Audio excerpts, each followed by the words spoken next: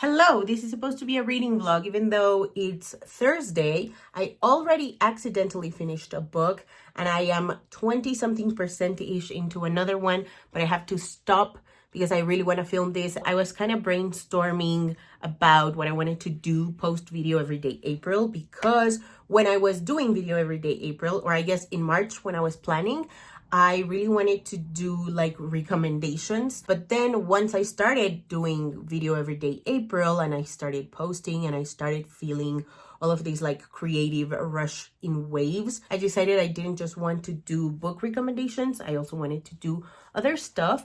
And so this is the other stuff. This is an option. I haven't vlogged in a really long time and I don't know how this is gonna go.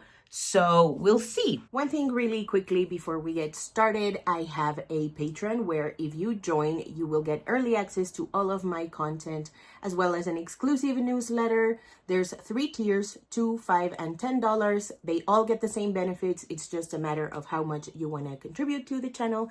I would very much appreciate it if you could support me over there. That's all. Let's move on.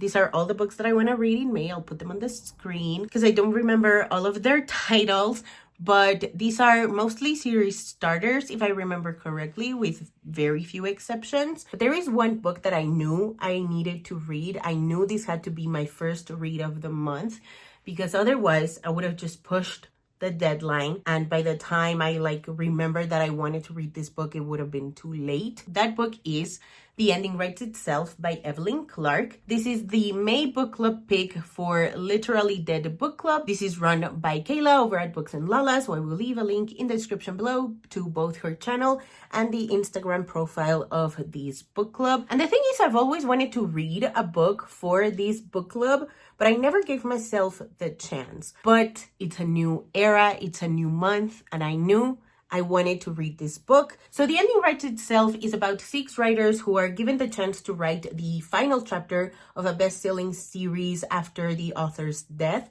They are given only 72 hours to write this final chapter, and they are also invited to the author's private island, his estate. In that way, it kind of reminded me of Glass Onion, the second Knives Out film. And because I've already read this book, I want to give a little quick review, non-spoilery. I was so thoroughly entertained by this book. So there's 6 authors, 2 of whom write together. And I think the most interesting parts of the book come when we're exploring the woman in this marriage. Her name is Sienna. This book is narrated in third person point of view, omniscient narrator.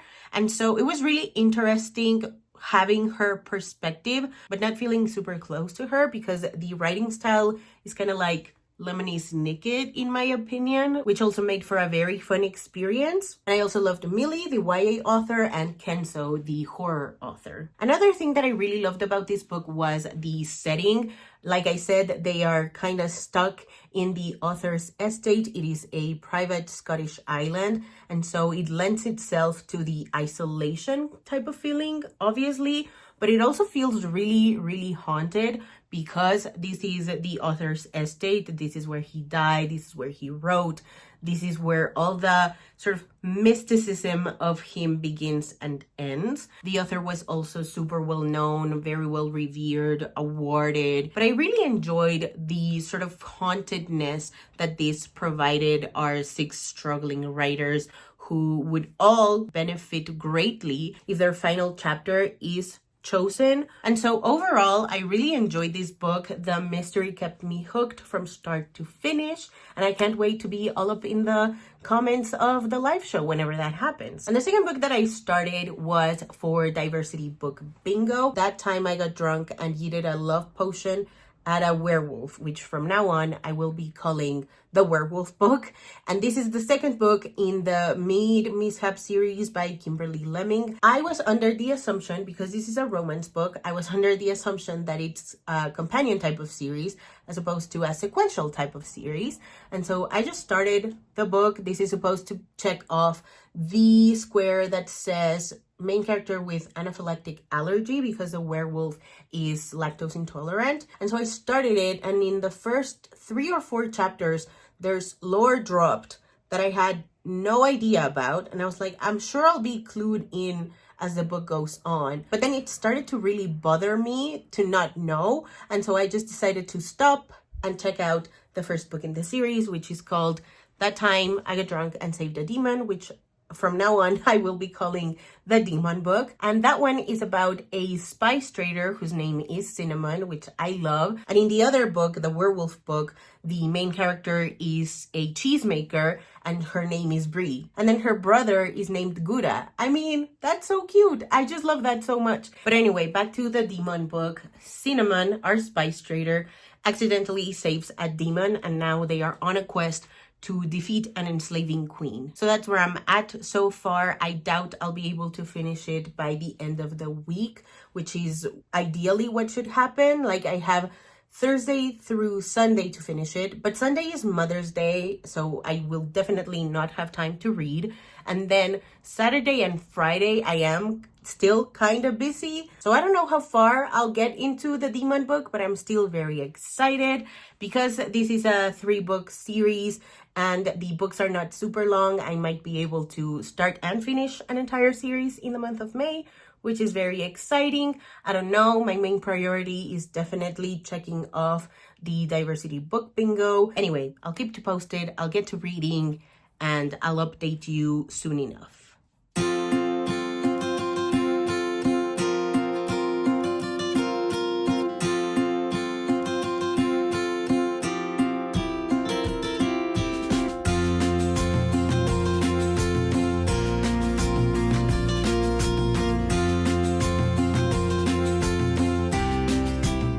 Monday, and I decided to turn this into a try a chapter type of video because not only did I realize that I had commitment issues regarding books, I was also like crashing down hard in the aftermath of Video Everyday April. I was like, oh my god, I'm done. I did it. I'm so happy. I accomplished something that I didn't think I could do, and I did it. I think I deserve a break. And so I took the break, and then I was like, oh shit, I do need to think about what's going to happen with my channel and what I'm going to read and what content I'm going to be creating from now on. And so all of that added to my stress into picking a book. And I think actually the tipping point was realizing that I had to read the Demon book before I got to the werewolf book, which again should have been just an intuitive type of thing. And so in that added book, I was like, should I read this book first or should I go through my other options first? I was kind of losing the plot in terms of my reading goals and my content goals.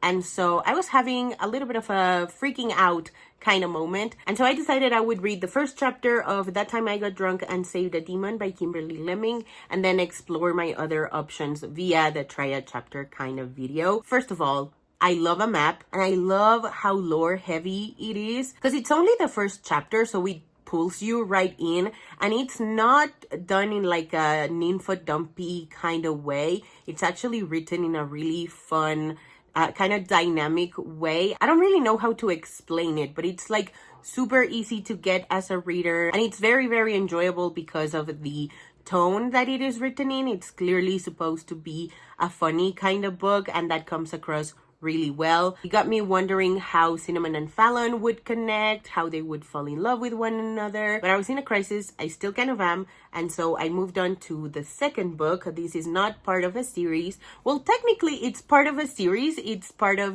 the Macmillan's Classics remix, but I don't have to read these books in a specific order is what I mean. So I read the first chapter of Travelers Along the Way by Amina May Safi. This is a Robin Hood retelling set in Jerusalem during the Crusades. And I am reading these, or I would be reading these, because of diversity book bingo for the square that says Arab main character. First of all, I really love that it begins with a letter from Amina May Safi, and I love what she says about history being about the types of stories that are not told. Unfortunately, the first chapter was not nearly enough for me to decide whether I want to continue with this book like head first, like whether I want to prioritize this book on top of everything else. In this first chapter, we meet Yusuf, the Sultan, and we also learn that the translator is the thief, aka our main character. Typically when this happens in a book where the first chapter is not enough for me to be like, oh, I should keep reading this, because I'm not the type of person that like DNFs books easily. This is definitely a book I want to read more of. But because I knew I needed to read more of, I was really scared to get like hooked and not give the other books a chance. And so I'm just really proud of myself for sticking with the try a chapter type of rule. Next, I read the first chapter of Beautiful Creatures by Cami Garcia and Margaret Stoll.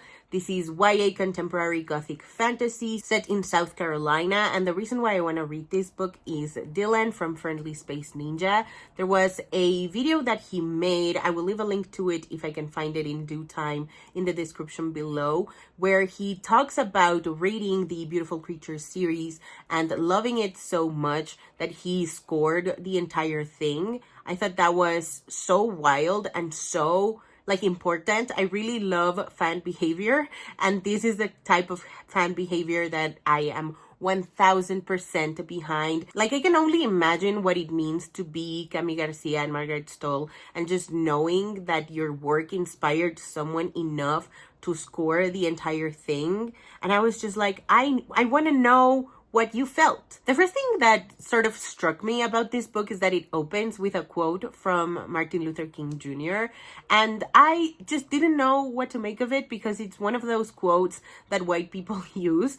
Like, let me read it to you right now so you know what I mean. Darkness cannot drive out darkness. Only light can do that. Hate cannot drive out hate. Only love can do that. So I was like, oh, that's interesting. And especially as I kept reading this first chapter, I was like, what does this quote have to do with any of these? I'm excited to find out, but it was just something that took me by surprise. Once again, this first chapter is not enough for me to decide whether I want to really prioritize this book. In this first chapter, we learn that the main character's great granddad, there's 4 greats there, I'm pretty sure, he fought and died fighting for the Union in the Civil War of the United States, except it doesn't literally say that. It says something about a river, like fighting for the other side of the river or something. I'll put the quote here. And so I was like, what does that mean? And so I had to Google it. And when I still didn't get it, I decided to keep reading. And literally in the next paragraph, it says something about how half the people in this town don't call the Civil War the Civil War. They call it the War of Northern Aggression, half of the population, and the other half of the population calls it the war between the states. And so once again, I didn't know what that meant. I am Mexican, and the only name that the Civil War gets in my social studies book when I learned about the Civil War was the Civil War. And so once again, I decided to look it up, and Wikipedia says that it's a name given to the Civil War by lost cause proponents. And so I was like, oh my God. But thankfully, in that same paragraph, obviously, the main character says that everyone calls it that except for his own family. They actually call it the Civil War. It seems that they have never been Confederate friendly or supporting. So that was yay. Yay for Cami Garcia and Margaret Stoll. Shout out to you. This is, oh my God, the bar is so low. Anyway, in that first chapter, we also learn that Gatlin is a really small town and everything is very predictable. Our main character knows what's going to happen at school, where he's going to sit, who his classmates will be, what they will say, because there are no surprises in Gatlin, and obviously he's very wrong about that. So it's intriguing, but I need to know more if I want to prioritize this book. And so the next book that I started is another one that's not part of a series. This is Sorry for the Inconvenience by Farnaz Rishi. This is a memoir, and I really want to read it because I got approved for an e-arc way back whenever it first came out. And also my friend Tia from Wilted Pages, link in the description below, also recommended it to me. And according to the synopsis, this is a memoir about tradition, upending expectations, and the volatility of family, friendship, and inevitably love. It opens with what I consider to be a really wild first paragraph.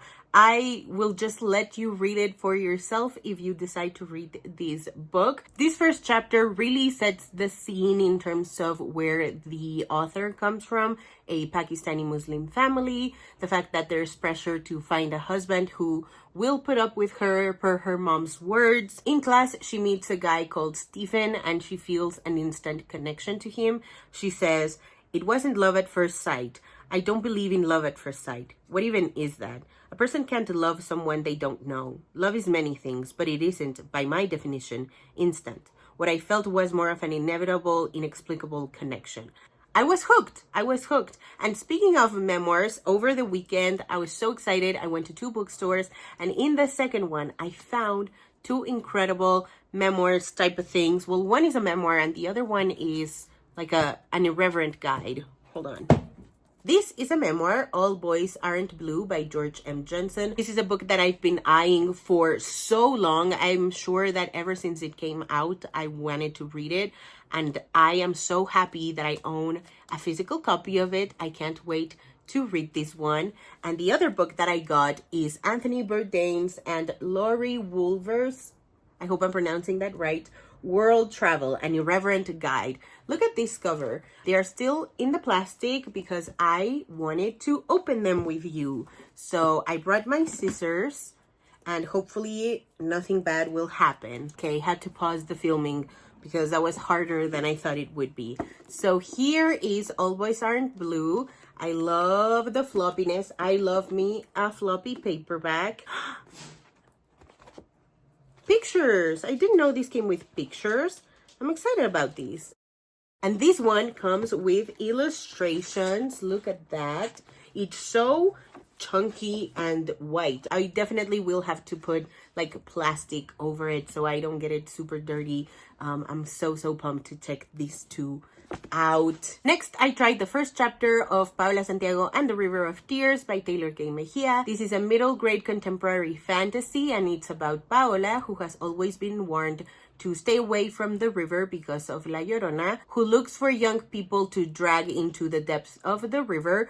But our main character believes this is only superstition, and so she organizes to go with a friend so they can do some stargazing on her telescope. Her friend goes missing, and now it's up to Paola to find her. First off, I really love the dedication. I'll put a picture of it right here. I also love that Paola doesn't believe in ghost stories. She's very like a facts only type of girl. And I really like the friend group already. I am obviously so interested in how it all plays out. So I'll definitely be reading this book in May, but I still don't know if it should be my second book of the month. And last but certainly not least, I tried the first chapter of Drag Me Up by Aram Virtues. This one I want to read because it's just about damn time I check out this series. And this first book is a Hades and Persephone retelling where both of the main characters are trans. One of them is bisexual and the other one is demisexual. There's also a map which we have established I love. And in this first chapter, we learn a little bit about the world, how it's districted. It's Greek mythology, so it's not too hard to get a hold on. But there are, however, a bunch of names, and that sometimes is hard for me to keep track of, but it's fine, not a big deal.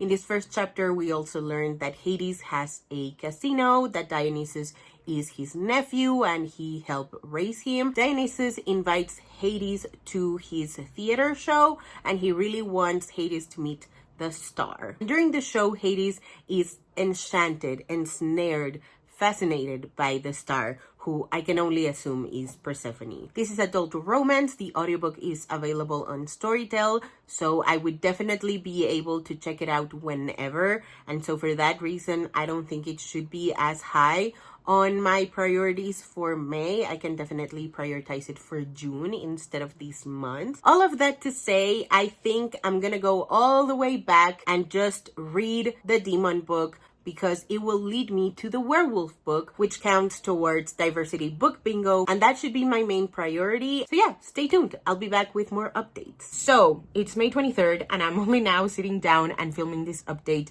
because, truth be told, I almost gave up on this video. Nothing in May has worked out the way that I wanted it to. I haven't met my reading goals, my writing goals, my content goals. None of that has worked out, and I just didn't really see the point anymore. But then I was like, no, you need to trust the process. Just do the monthly vlog, at least for May. You can do it. And so I would much rather see this project through and see what I end up with than just giving up entirely. So by May 14th, I was just at a point where I knew I just needed to finish one book to gain some reading momentum and keep going. And lo and behold, I found out that Joshua Bassett's memoir came out on May 4th. Joshua Bassett, if you don't know, he is known for his role as Ricky in High School Musical, the musical, the series, which is a series that I loved. Audiobook for the memoir was on Storytel. It was like 2 hours and 26 minutes long at like regular speed. So I was like, I'm gonna read this real quick. I had quite a few thoughts about it. It kicks off kind of when he went to the hospital and was given 12 hours to live. And in those first couple of chapters, I found quite a bit of quotes that like resonated with me as somebody who wants to be more creative, somebody who wants to read more, to write more, and do it a lot more consciously and intentionally. Here are some quotes that I really enjoyed. Chasing your wildest dreams is wonderful and all, but every dream must end. What are you left with when you wake up? I sabotage myself because that's easier than giving it everything and failing. How much of your life have you missed because you wouldn't withstand a little discomfort? Fame is more of a prison than a privilege. Do you love me or do you love the way I make you feel? Those are the quotes that I was like, whoa, this kid is onto something.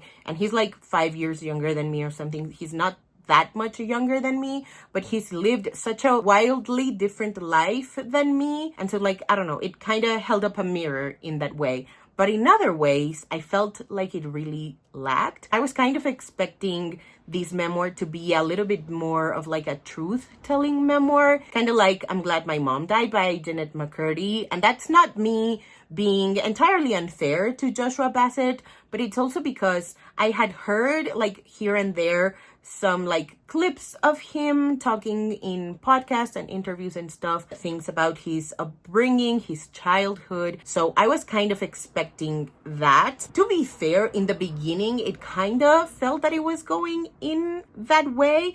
He talks about being no-schooled, like his homeschooling was not really a thing. He talks a little bit about how his mom was supposed to be the one to teach him. I guess the mom was more worried about what would happen to him in public school than with actually educating him. And that's once again something that I pulled from the memoir itself. He talks about wanting to go to public school and creating presentations to convince his parents to let him go to public school, and they would shut him down every time. He eventually got his GED. He lives in his car. So this is pretty like standard kind of celebrity memoir. But then he talks about his morning routine, and that just gave me Manosphere vibes, especially when he talks about like soon to be billionaires. I think he actually phrases it that way. He's like, soon to be billionaires say that you should try this. And he just starts giving out tips. And I was like, what is going on? I thought this was a memoir and not a self-help book. Then he also says, school often kills creativity. It preps you to fit in with the world. How would you know that, sir? You never even went to school. I am someone whose creativity was definitely stifled, I'm not gonna lie, in college. I really missed the creative side of my brain. That's why I also started BookTube. So I don't completely deny this, but I think he's talking about K-12 years. I just don't think Joshua Bassett is the guy to be saying these things when he has never gone to school. And this is where he like excuses his parents. Also, he says something like, I don't have the full quote here, but he says something like, now I understand that my parents weren't like controlling, but they were actually trying to protect me. And it's just like, well, I think two things can be true at once. Your parents might want to protect you by not sending you to public school, but that's also kind of controlling, especially because he talks about being no-schooled. Then how would you know what a school looks like, what it feels like? He like drops out of college really quickly as well, which is fine. Like, school is definitely not for everyone. So I don't know, I just found this quote really bizarre coming from someone who again hadn't set foot in a school in all his like formative years, very tragically so, I would say. The main point here is that I enjoyed a lot more his artistic advice in terms of fear and hesitation and going with the flow, letting go of the expectations that you think other people have for you and the crazy expectations that you have for yourself, so that you can create something that you're proud of, as opposed to like his Manosphere routine, which I was just like, what are we doing here? Another thing that I found really valuable in this memoir was a poem that he wrote about his sexual abuse. I found the poem to be really haunting, very vulnerable. And the chapter that sort of follows the poem was also very, very powerful. Then there's a chapter on cancel culture and how we should let people rehabilitate themselves. Oh yeah, this is another quote that I was like, what? He said like, countless studies have shown that when prisons focus on rehabilitation over punishment, the reincarceration rates decrease by astonishing amounts. And I was just like, cancel culture is, number one, not real. And second of all, it is very much not at all akin to prison. And I think this is more of an anecdotal thing for him rather than something that's like hard data, I guess. Because there is a documentary by Monica Lewinsky called 15 Minutes of Shame or something like that, where random people go viral and they face a bunch of hate on the internet. And this is obviously unjustified. A lot of these cases are because the press reports them wrong or because people just like love to jump on a bandwagon. But they're definitely not quote unquote cancelable offenses. And I think that's what Joshua Bassett is referring to in this particular chapter, because he also went through truly brain dead canceled thing, which is being the centerpiece of a love triangle between Olivia Rodrigo himself and Sabrina Carpenter. I don't think a 21-year-old should face internet hate for that, but I do think that other people who face, or I guess talk about cancel culture, exaggerated and talk about criticism and hate in a really unproductive way. So like somebody like Chris Brown deserves to get canceled and critiqued and hated on because he just hasn't faced any consequences at all. Like his career has not suffered in the slightest. And I will leave 2 videos in the description below, one that talks about the love triangle of it all if you're interested in that,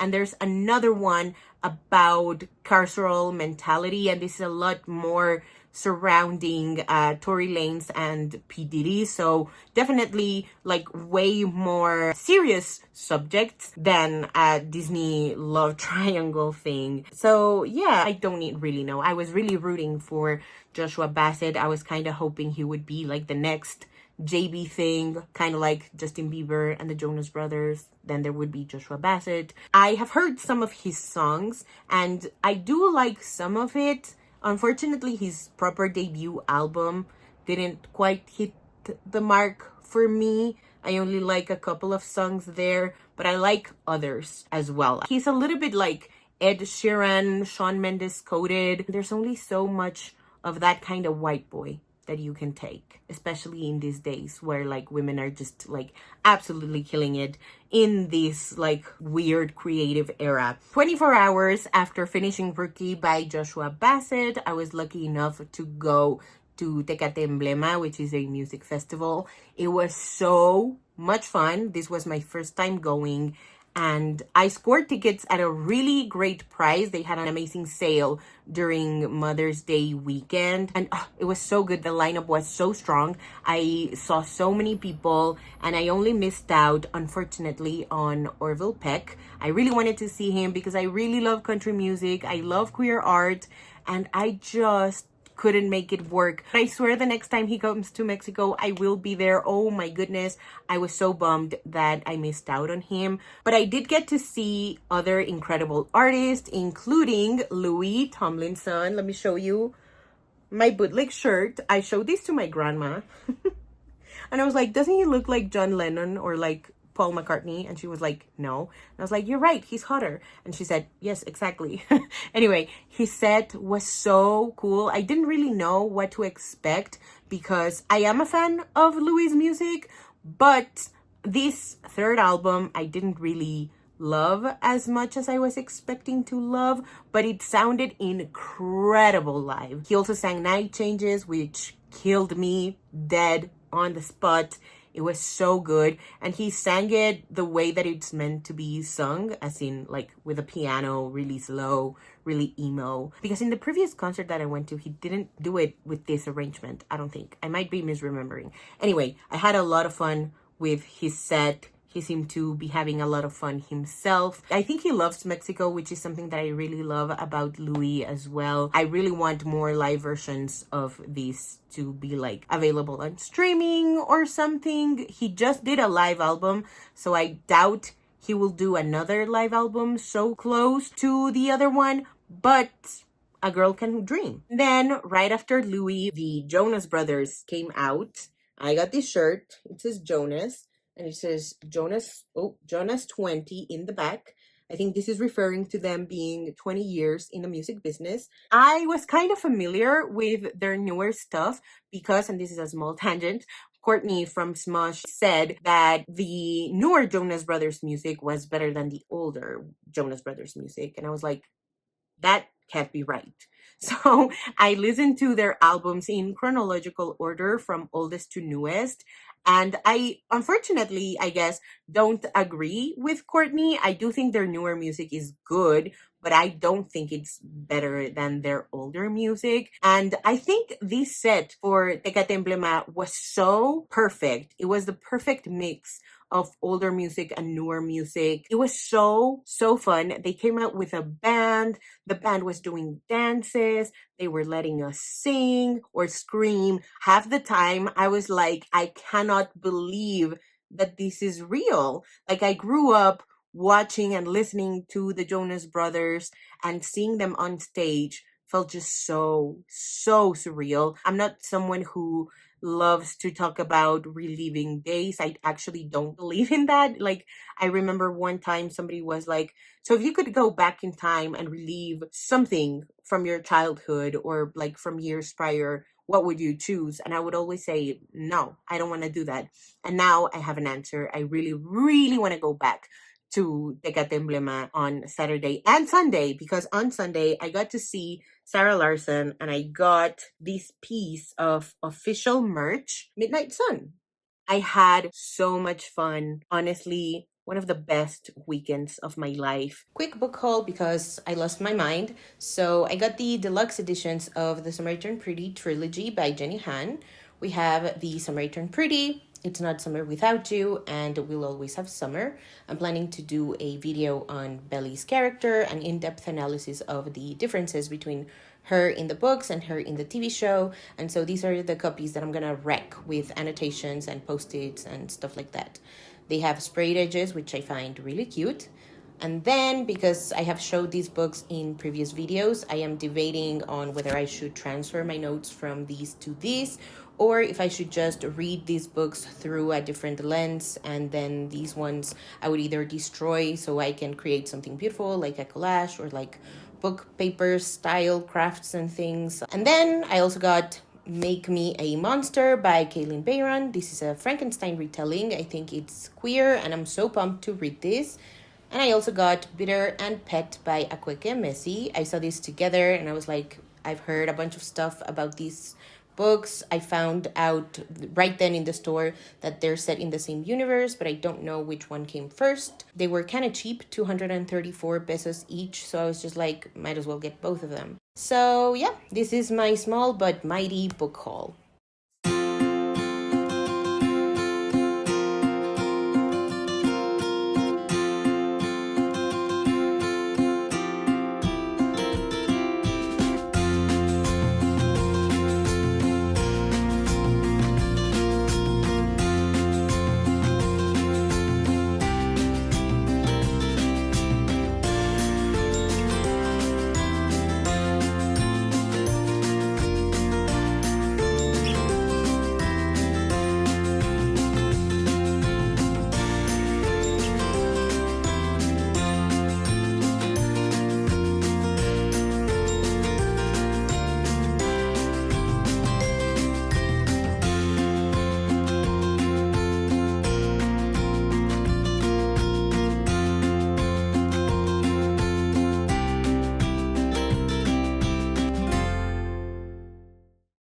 So it's now May 31st, and I am happy to announce that I finished 4 more books, starting with Romancing the Duke by Tessa Dare. This is adult historical romance, and it's about Izzy, who has just inherited a castle, but it's already being occupied by Ransom. Ransom is a duke, he's also blind, and neither of them know how this castle ended up being Izzy's. And so the book is mainly about them figuring out together how exactly the castle ended up in someone else's hands so that they could give it to Izzy upon their death. They very much do not like each other in the beginning. It's also a forced proximity situation, which I always love. I read this for Diversity Book Bingo to check off the square that says visually impaired main character. And it was a lot of fun. I love that it takes its time to really show the reader who these characters are, where they come from, the things they expect of themselves and of each other. I love that it's also about stories, romance, trust, and seduction.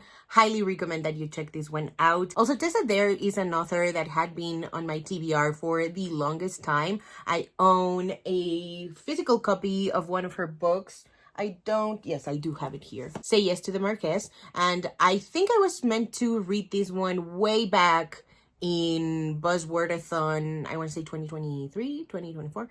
Anyway, this is high on my TBR, especially now that I finished Romancing the Duke. I really want to read more from her. I'm also very happy to announce that I started and finished the Mead Mishap series by Kimberly Lemming. I read the main 3 books because I'm pretty sure there's 2 other novellas attached in this universe, but I read the 3 main novels, starting with That Time I Got Drunk and Saved a Demon. This one is about Fallon and Cinnamon, who go on a quest to defeat an enslaving queen. That Time I Got Drunk and Yeeted a Love Potion at a Werewolf, which is about Bree and Felix on a sort of relationship trial, because Bree threw a love potion at Felix, and now he's saying that he's certain that Bree is his mate, that he has imprinted on her, but there's the consent aspect of it all. She's unsure if what he's saying is real, and so it's about them sort of figuring out how they actually feel about each other. And That Time I Got Drunk and Saved a Human, which is about Cherry and Dante on a sort of road trip